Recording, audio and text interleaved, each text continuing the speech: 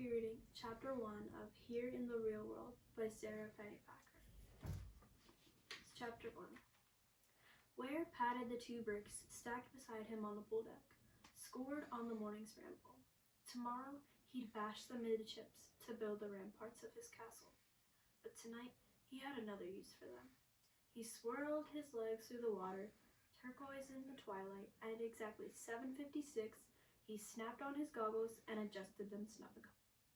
The boy began to prepare himself for the big event. He whispered, the voiceover, in case anyone had their windows open, or the twin kings were lurking around.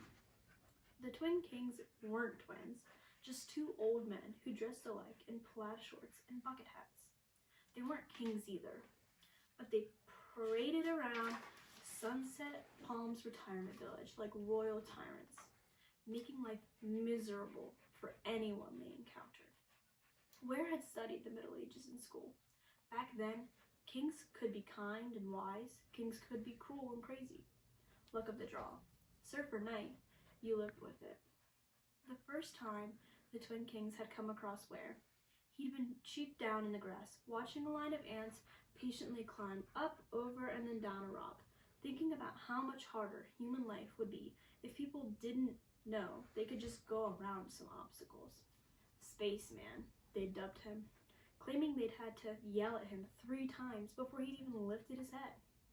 Now, whenever they found him, they delivered some zinger they found so hilarious they had to double over and grab their knees. The comments were not hilarious, though. They were only mean, which was okay. People made fun of him for spacing out. He was used to it.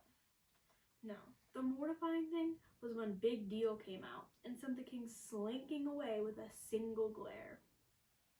An 11-and-a-half-year-old boy was supposed to protect his grandmother, not the other way around. Oh, they're harmless, Big Deal said last night, laughing and making him feel even more ashamed. They're deathly afraid of germs, so just tell them you're sick. Diarrhea works best. As if he'd called them up by thinking of them, the twin kings rolled around the corner, hands clasped around their royal bellies. Earth to space, man, the shorter one cackled. Don't get your air horse caught in the drain down there. Ware glanced back at his grandmother's unit, then faced them. Better stay away. I'm sick. He grabbed his belly and groaned in a convincing manner. The twin kings scuttled back around the corner. Ware raised his eyes to the clock again. 7:58. He kicked off the seconds in the water.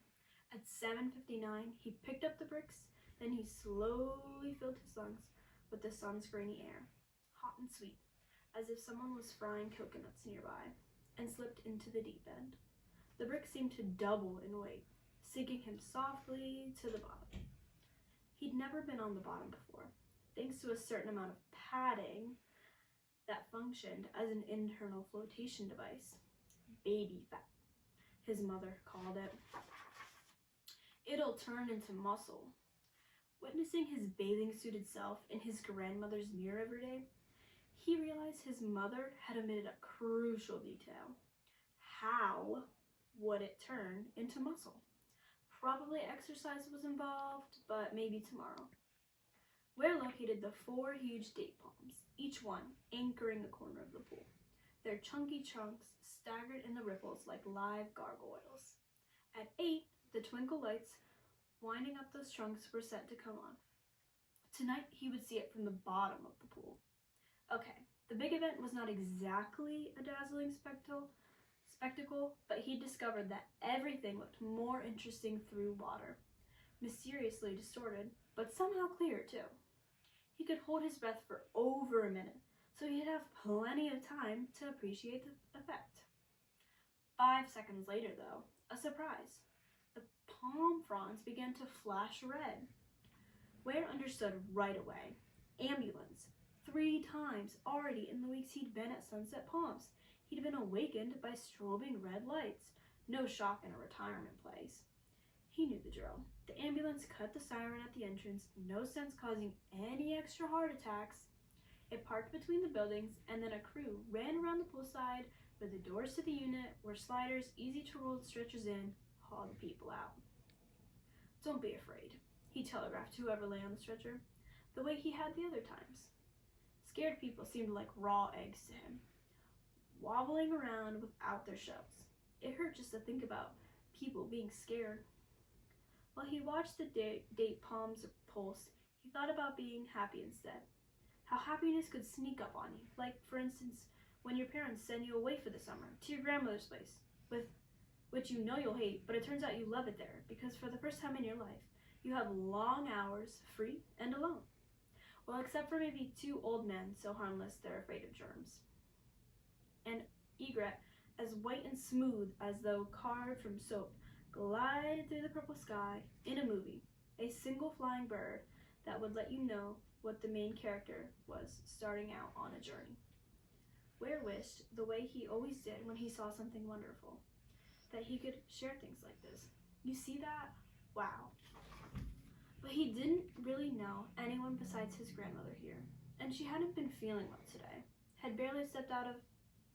Ware released the bricks, burst to the surface, snapped off his goggles, and saw Big Deal's sliding glass doors gaping open like a gasp, 2 EMTs inside, bent over a stretcher. A third EMT squinted toward the pool, her white coat flashing pink in the lights, as if her heart beat in neon. Mrs. Sauer from Unit 4 hovered behind her, bathrobe clutched to her chest. Face clenched, she raised one bony arm like a rifle and aimed her finger right at Ware. Ware shot over the ladder, slapped the water from his left ear, his right, and as he scrambled out, he heard, "That's her grandson," off in his own world. At 8 exactly, the twinkle lights came on. And that is all of Chapter 1 of Here in the Real World by Sarah Penny Packer.